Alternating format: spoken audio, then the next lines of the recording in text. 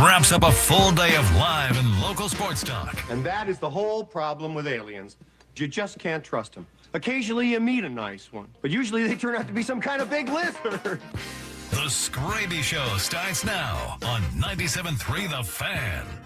Hello and welcome into the Skraby Show for December 9th, 2025. My name is Matt Skraby. Thank you so much for joining me. I will be here until 7 p.m. If you would like to watch the show, you can just go to Facebook, search 97.3 The Fan, or you can go to the Skraby Show on YouTube. It's youtube.com /at The Skraby Show, SKRAB as in boy, Y. And you can also go to the 97.3 The Fan YouTube, Twitch 97.3 The Fan, X 97.3 The Fan SD, and also you can go and use the Odyssey app with all the chaptering. So Odyssey app, Gwen and Chris, 97.3 The Fan, all those search terms will get you back to where you need to be.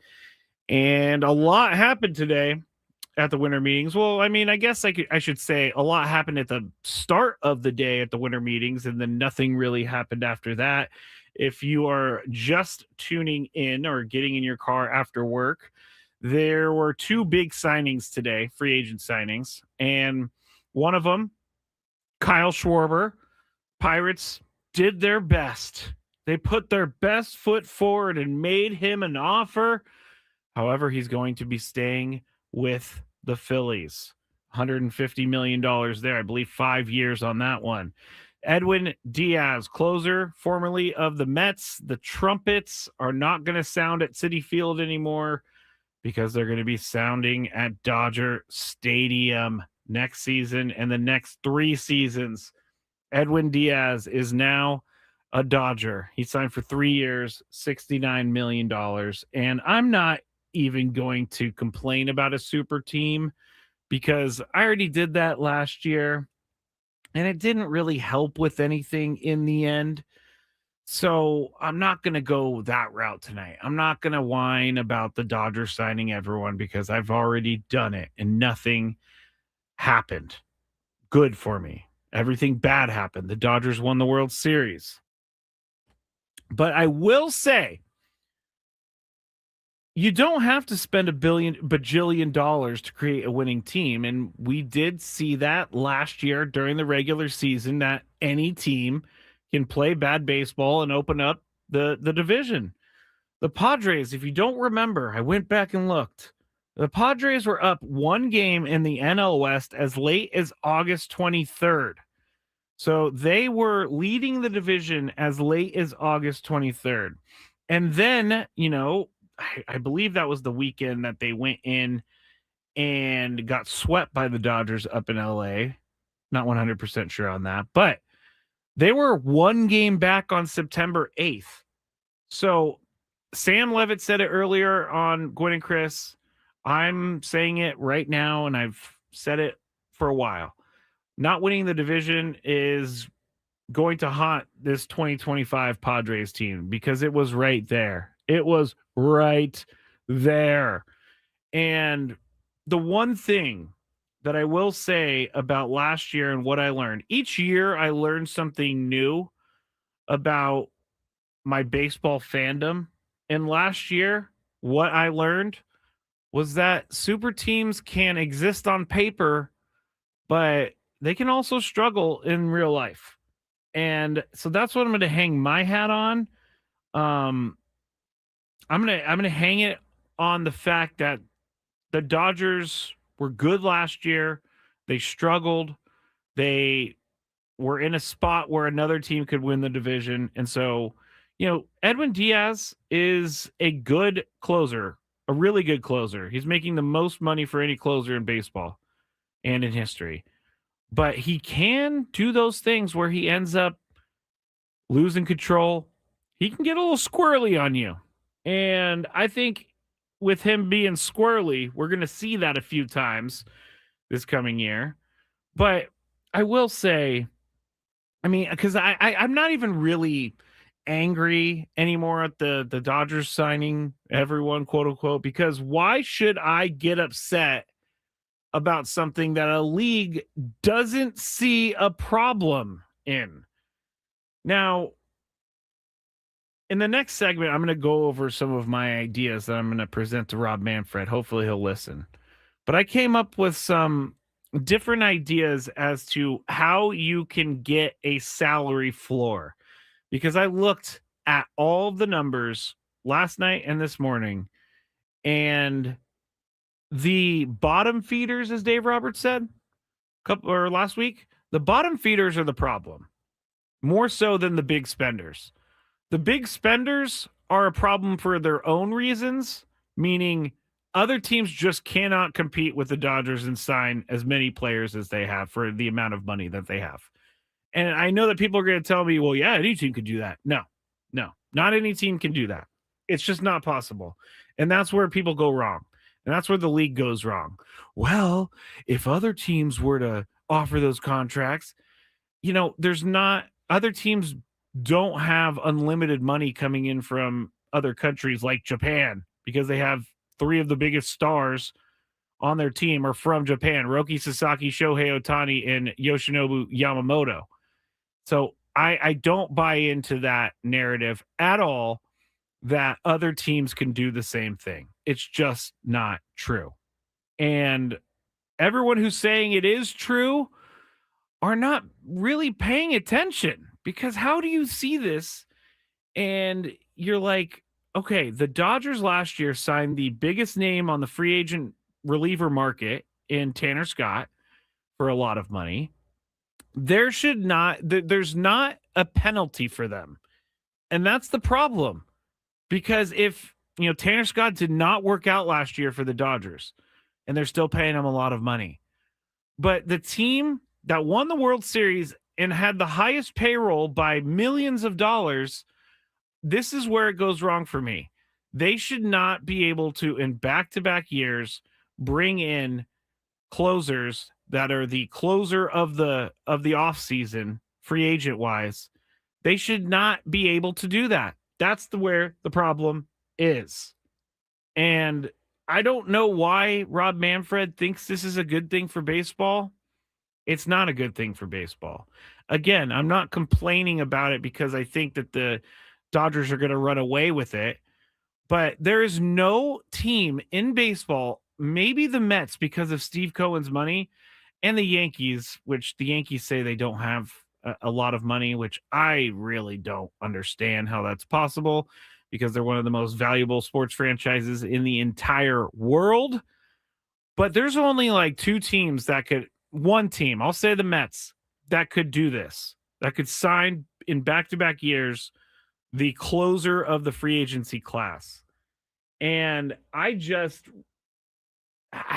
really don't see the benefit for the baseball fan here. I don't see it. So in the next segment, again, I'm going to go and give my, suggestions to Rob Manfred about how to make a salary floor. And I even talked to Tony about it. So I think I'm on to something. But again, this is just some of the things that we have to this is just some of the things that we have to deal with in the baseball world right now, because the Dodgers are on top of it and they're spending a lot of money. Same could be said, I guess, with the Yankees back in the day, but hey, it's a way different time now. Players make a lot more money, teams make a lot more money.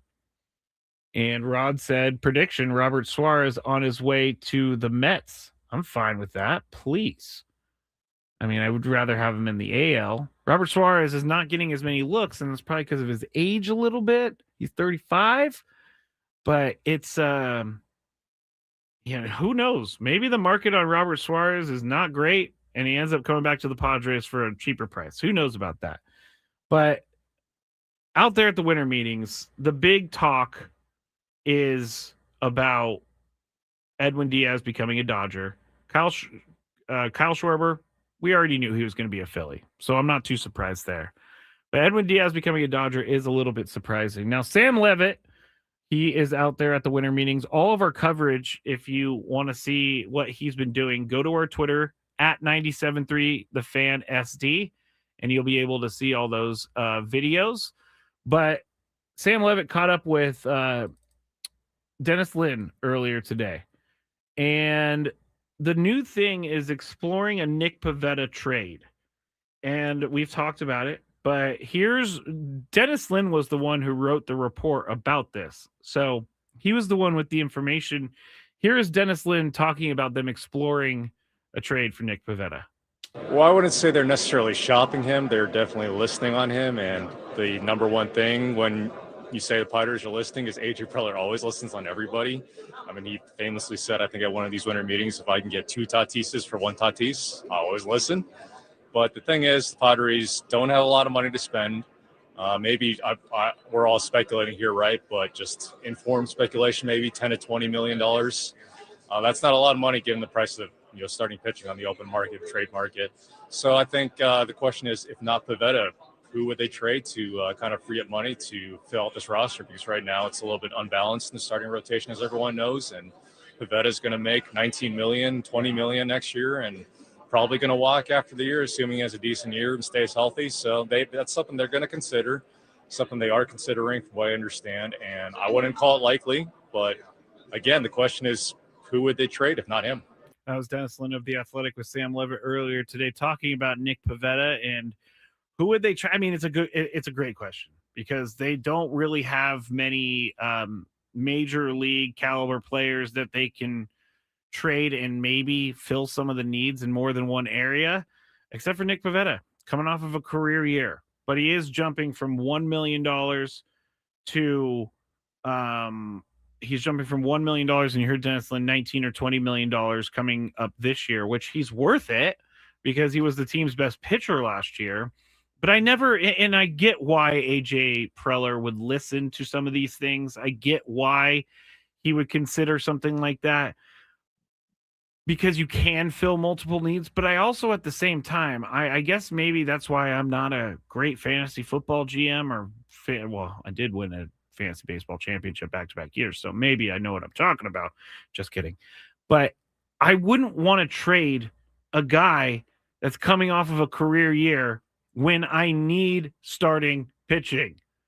So that's something that I think the Padres are really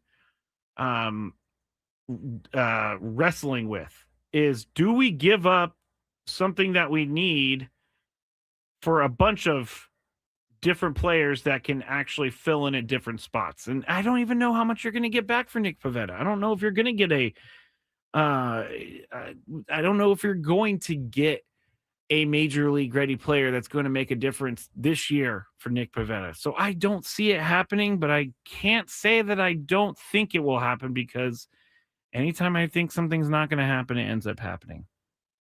But I don't want to see Nick Pivetta go anywhere. Also, Sam Levitt with Dennis Lin. The big thing today is, you know what? It's break time. On the other side, we're going to hear from Dennis Lin one more time about the big Padres move this offseason. We'll hear from AJ Preller, who talked about it as well. You're listening to the Skraby Show. Back shortly on 97.3 The Fan. Okay.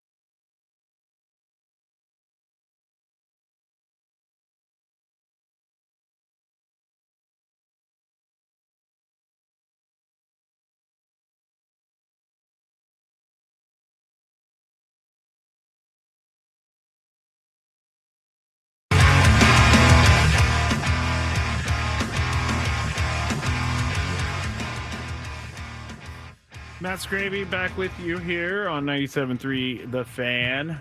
Winter Meetings Day 2 is in the books, or at least it's 9:19 p.m. I wonder if Sam Levitt got his dinner. I'm sure he did. So I'm doing something new during the Skraby Show for myself, and it's just to help me remember, because last week I said, I'm going to get to this when I get back.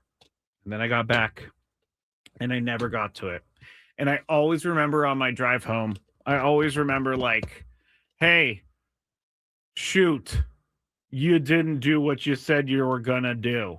So now I'm going to write down things that I need to get to and put it right in front of me so that I cannot miss out on it. I mean, it sounds easy enough to be like, yeah, when we get back, we'll do this. And then you get into the break and I'm doing a million things and I forget. It's not great. It's not great. And I definitely hate when I promise that I'm going to talk about something and then I don't talk about it. So I'm not a fan of that, and I apologize for that. So I'm using my new whiteboard to remind myself. So let me get the eraser because I'm going to mark off this first one. And that would be the thank you section. And I just wanted to thank everyone for being so awesome to me on Friday, which was the day that it's my sobriety birthday. I celebrated 9 years on Friday. So I put it on Instagram. I put a little story on Instagram. If you want to go see that story and learn more about my past, which was full of a lot of bad things and drugs and alcohol, more so alcohol than anything else, but 9 years. And I am now doing a lot better than I was 9 years ago. It was kind of crazy to think about the journey, but you can go to my Instagram at Matt Skraby, MattsKraby, as in boy, Y, and you'll be able to find my story. So if you've never heard how and why I am 9 years on Friday, just go read all of that, because my life was bad. My life was not great. And it's definitely, it's like 1,000 times better now. I would never go back. So to all the people that commented on the Instagram post, thank you. I tried to get through and recognize as many people as I can, and I'm going to try to keep doing that. But thank you to everybody who reached out. It was honestly, it's always surprising to me, but I have a lot of people that care about me. And that's a very, very awesome thing to know, and to have, just to know that there are people out there for everyone is a good thought for me, because I was very lonely back in the day of drinking. Very lonely. One day at a time, Trevor says. That is absolutely correct. All right. Now we're going to knock off our next one. I just erased the Dennis Lynn note. So Dennis Lynn, we talked about before we went to break. And there's this huge thing going around winter meetings. AJ Preller is going to make a deal that's bigger than the Juan Soto deal. It's happening. There's legs. Those are the reports. What does Dennis Lynn know about that? Will there be a big move by the Padres this offseason? They could do something big anytime AJ Preller is still their general manager. So I think there are players out there that he would still very much like. The question is, does he have enough left to get them? And if he doesn't have enough, what kind of crazy trade he's going to make to give himself enough flexibility. I know Mackenzie Gore is someone he's always loved. He was very emotional, I think, personally, when he traded him away for Juan Soto, but it was Juan Soto. So that was why he made that trade. Gore is still out there. I don't know if they have enough to get him, but if they can trade someone else and get prospects back in return to maybe go out and acquire Mackenzie Gore, or if they can, shoot even higher potentially. That's all on the table with AJ Preller. It's just a matter of how he's going to do it. All right. So I could totally see a scenario where AJ Preller makes a deal for prospects, but then flips those prospects for another player that's major league ready. I could see that happening. So that makes sense to me. That could happen. And AJ Preller, as Dennis Lynn said, we all know he can make a deal at any moment that's going to break it all wide open. And I think if there is a deal in place, it's got to be for a major league ready player. I just don't see them trading a player that's already on their roster and trading him for prospects and actually taking the prospects in. Like if you trade someone for prospects and then you flip them, like kind of like Drew Thorpe was flipped for Dylan Cease from the Yankees trade that got Juan Soto.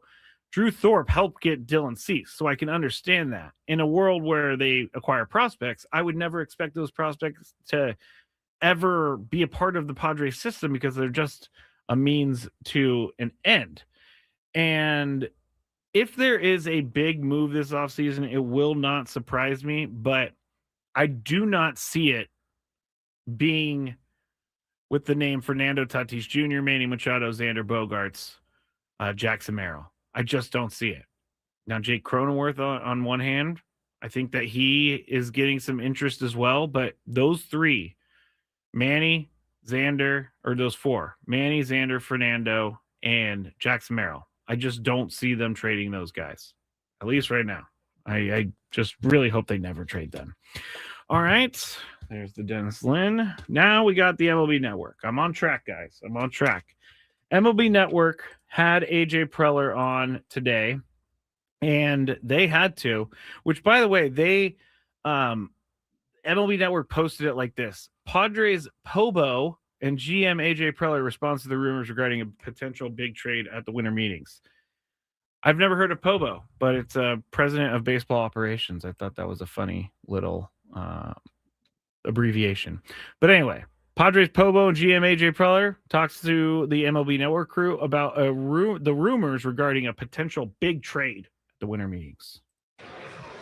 I mean, I think it's the time of year where, you know, all front offices, and Rick knows you're in these rooms and you have all kinds of ideas and thoughts flying, and 99% of them don't come to fruition. So I think for us, we try to be prepared. You know, we feel like we have a good feel for what our team needs and our club needs. And some years we've made moves at the meeting, some years we haven't. You know, we don't. You know, ultimately, there's a lot of time between now and spring training, and you know, we've had some years where we've been doing press conferences in Peoria. You know, for Machado, or last year for Nick Pivetta, and pulling off trades later for Dylan Cease. So we'll see where it all plays out. Are there any untouchable players on your roster?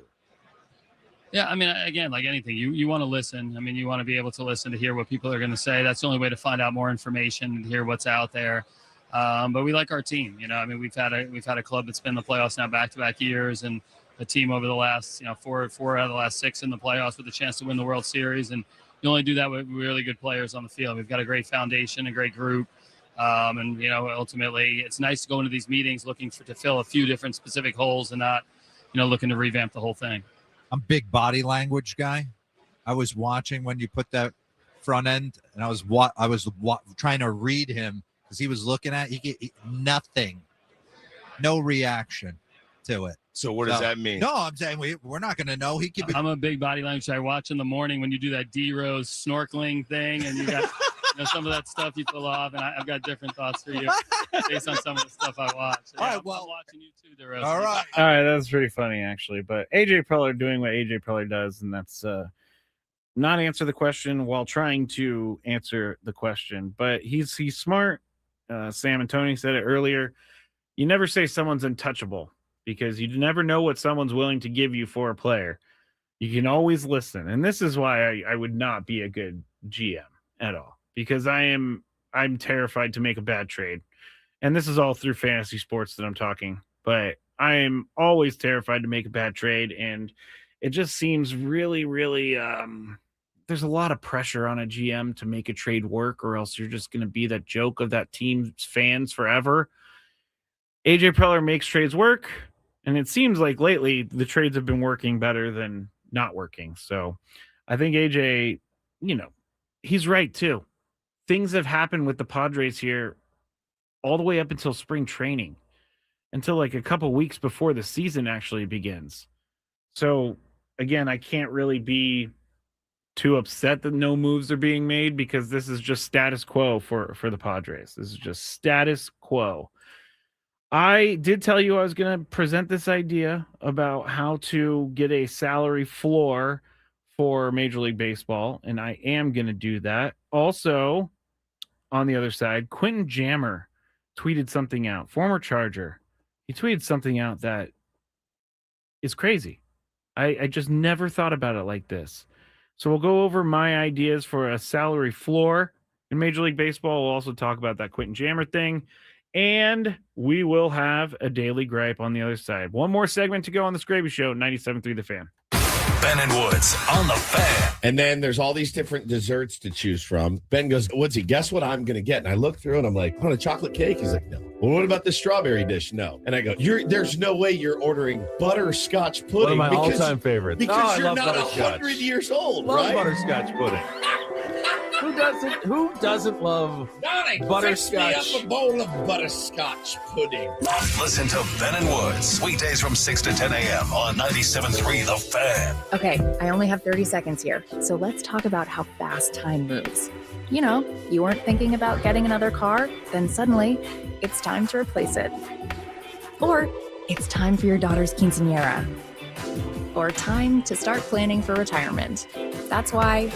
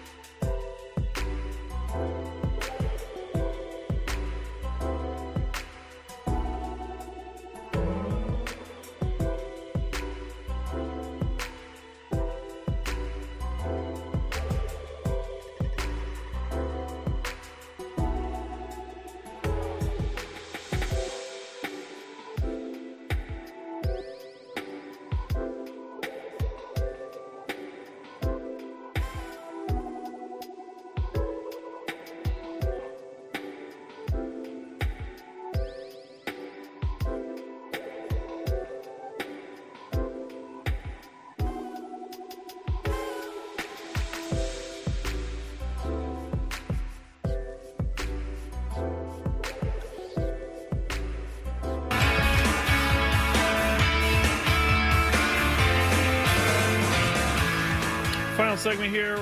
Matt Skraby, 97.3 The Fan. You can follow me if you would like on social media at Matt Skraby, MattsKraby, as in boy, Y.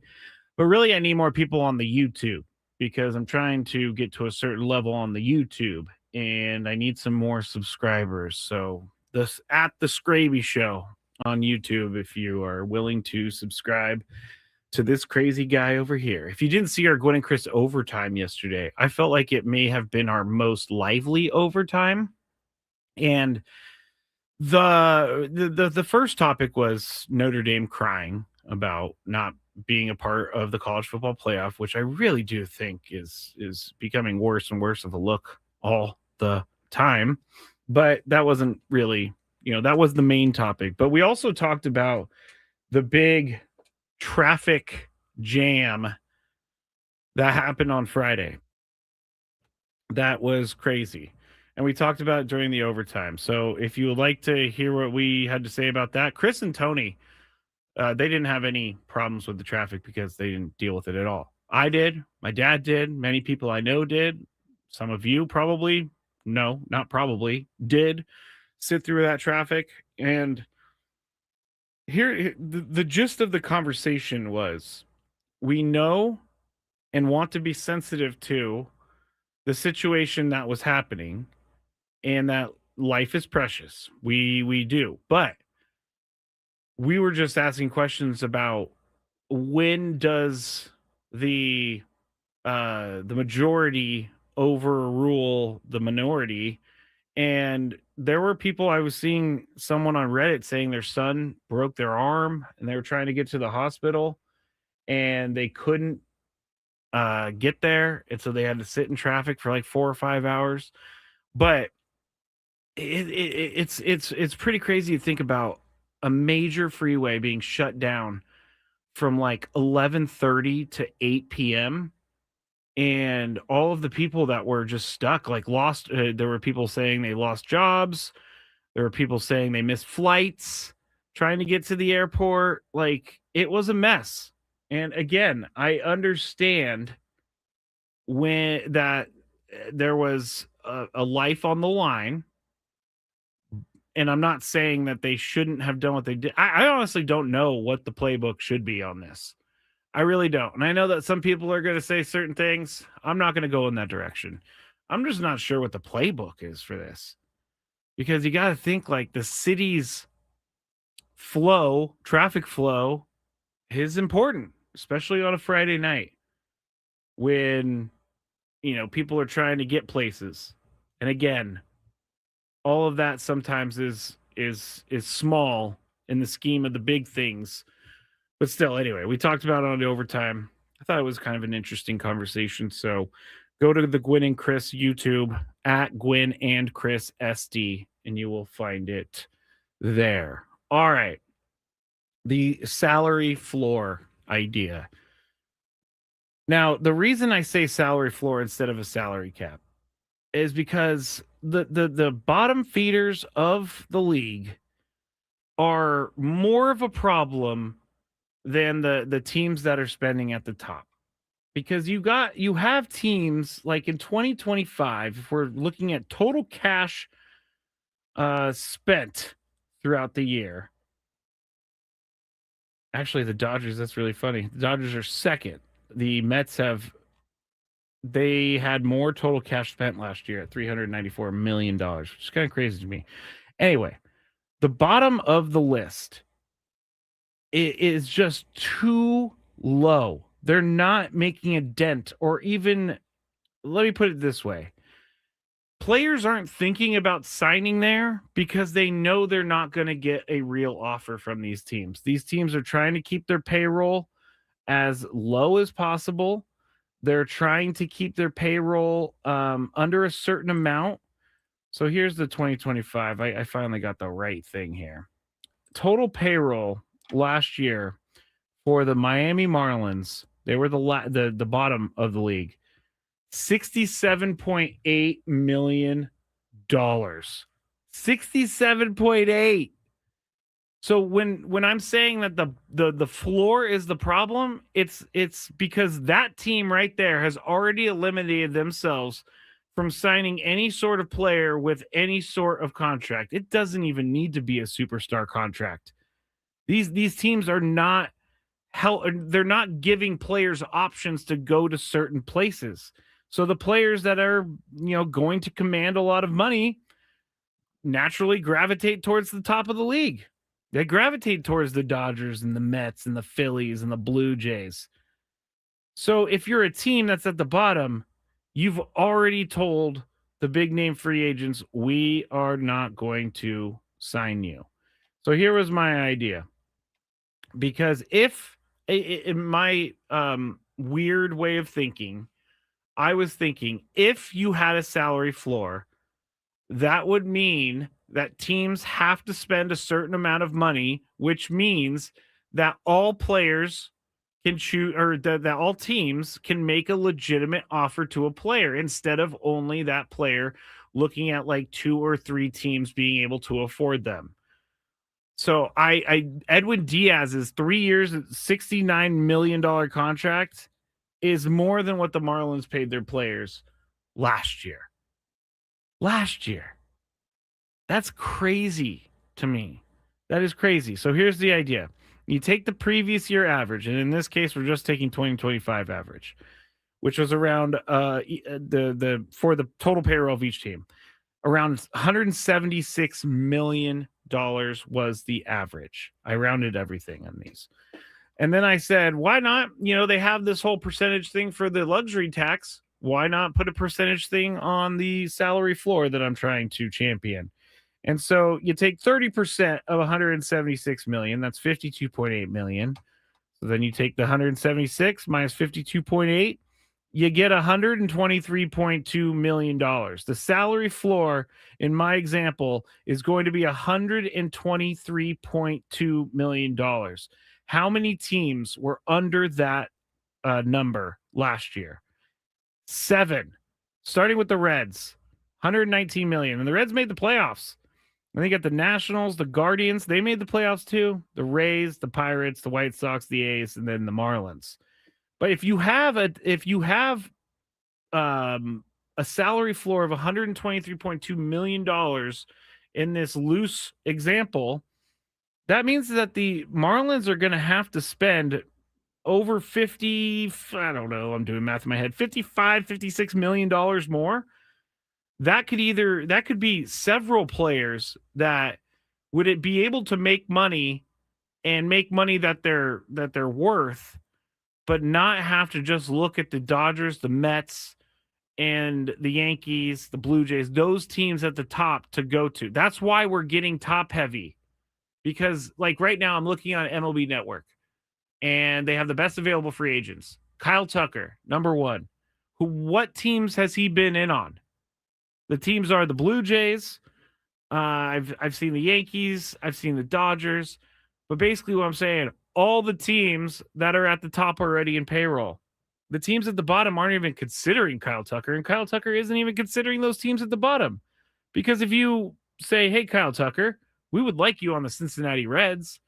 Cincinnati Reds are not a bad team. They made the playoffs last year. They're young. They're getting better each year. So Kyle Tucker could say, hey, this is not actually a bad place for me. And he's a lefty, so there you go. I believe he's lefty. But Kyle Tucker's not thinking about the Cincinnati Reds. Kyle Tucker is thinking about the teams at the top.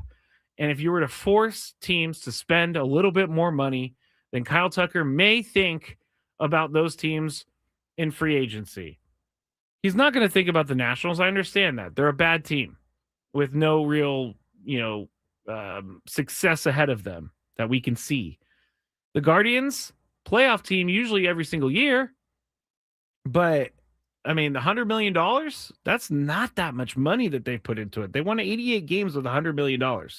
The Rays are usually always up there, but they only spent $88 million.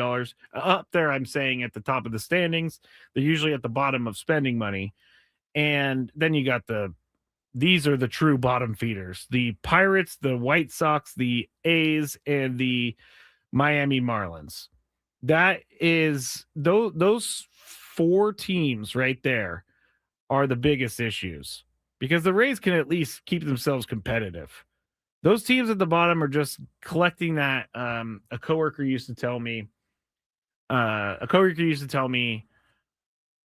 What would now I'm forgetting what that coworker used to tell me. So, gosh dang it, I was doing so good up until that point. Up until that point. All right.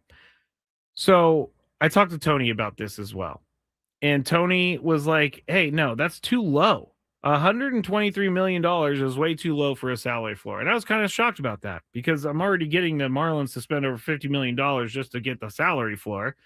He said, take out the bottom 5 teams and then calculate it. So I did. And if you take out the bottom 5 teams, the salary floor goes up to $154 million. Now, I don't think that every single team is going to be able to do the 154. There are teams that are so poor that they can't do that. But I think in the middle between 123 and 154, I think that's a kind of a sweet spot for next year's quote unquote salary floor. The reason I'm coming up with these ideas is because it doesn't seem like baseball's coming up with any.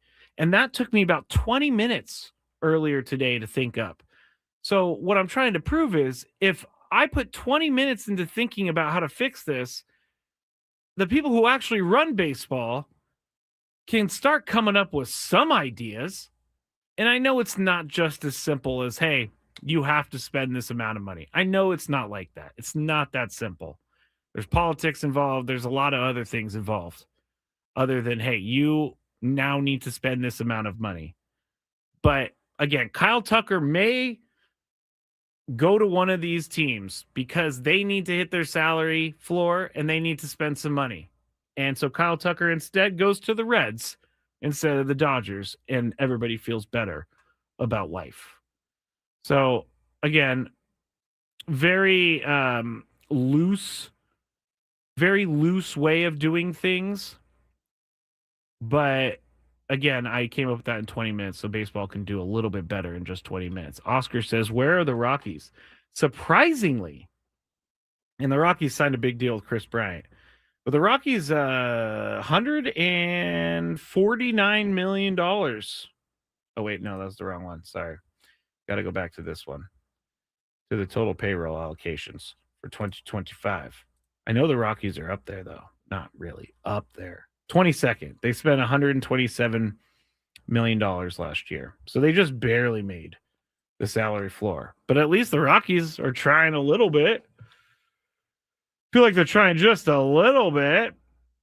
KG is saying the deferrals are insane as well. A team should not be able to defer $1 billion. I got no arguments about that, complaints about that. I just think that they're going to have to take care of this in the CBA because it was legal for them to do. The Dodgers were the only team that really took advantage of it. But I've said this before on the show. If a luxury tax or a competitive balance tax is not a deterrent, then something is broken within the system. KG says 154 million isn't too obscene. Okay. I'm fine with it. Just pay me the most money, okay? Or pay the guys the most money, but split them out is what I was trying to say. That was a brain cramp right there. Let's see if there's anything else there. YouTube changed the usernames, so sometimes they're just numbers and stuff, but this person says Dodgers $1.05 billion in deferred contracts. Absolutely ridiculous. I don't disagree that it's ridiculous. However, it was a part of the rules. Like Juan Soto, I don't believe took any deferred money. I'm not sure about that, but I'm 99% sure he didn't take any deferred money. The Dodgers took advantage of it, and I think, I don't know this for sure, but when I think about them deciding this whole luxury tax thing, blah, blah, blah, blah, blah, they never, and deferred money, they never thought that it was going to come and play with a $700 million player like Shohei Ohtani. And that's where this whole deferral thing went crazy. is when they deferred like basically all of his $700 million to a later date, which is a good payday for him, but insane. Absolutely insane. Okay, before we get to the Daily Gripe, Quentin Jammer tweeted this out earlier today, and my jaw hit the floor. And it said this, true story. In 2011, I played completely blank-faced drunk at least 8 games. So, number one, that is incredible. I can't imagine playing professional football wasted. And number two, how did he pull this off? That is my question. How did he pull this off? I mean, playing in 8 games drunk, completely bleep-faced drunk, that is crazy. Like, I cannot imagine how someone could do that. And so to tie it into my drinking, it's a weird backwards way of thinking about it. But I always thought, man, it must be nice to be a pro athlete or a college athlete because you don't have to go party on a Saturday night. You could just say, hey, I'm playing my football game, or hey, I'm studying for I'm watching film or something like that. Pros too. Pros don't drink before the night of their football game. They wake up, they have to feel great. I'm learning more and more that pros do not do this thing sober. I mean, not all of them are using substances, but like pros, there are a lot of these stories that we just don't know about. And I just don't know how you play professional football at the level that Quentin Jammer did while you're drunk. KG says, have you heard of John Daly? Yeah, I've heard of John Daly, but he's playing golf. He's not playing professional football where he's getting smashed. That shocked me. And so I wanted to bring it to all of you. What's annoying Skraby today? Let's find out. It's time for the Daily Gripe. All right. Daily Gripe. First, I would like to say that PlayStation is going to make MLB The Show a mobile game now. So if you know anything about me, you know I love my mobile video games. I play a ton of mobile video games, but MLB The Show is making that. Wanted to get that in before the Daily Gripe. My Daily Gripe is this. I felt like last week everything was working against me last week. I felt like everything was working against me. And so I've been playing The Last of Us 2. I've moved on from Spider-Man. I've been playing The Last of Us 2. And I was really close to beating this level, but I had to leave for work or whatever, go to bed. So I saved it. I was thinking about playing this level the whole drive home after work. And when I got home, I tried to turn on my PS5 and my controller was broken. First time it's happened in like 3 years or 2 years of owning this system. And so the Daily Gripe is this. The Daily Gripe is to look forward to something like playing a video game and beating a level and then getting home and realizing that your controller is broken for the first time in like 3 years. That's the Daily Gripe right there. It was very, very upsetting. Could not play Last of Us 2. Went to Walmart to try to get one. They didn't have the one that I wanted. It's crazy. PS5 controllers apparently are not that well made, but mine lasted like 2.5 years. That's because I stopped throwing them and all of that. All right. That's it for the Skraby Show. We'll be back tomorrow with more. Gwen and Chris. No Chris, just Tony and I will finish up Winter Meetings Day 3. Have a great night, everyone. Thanks for listening.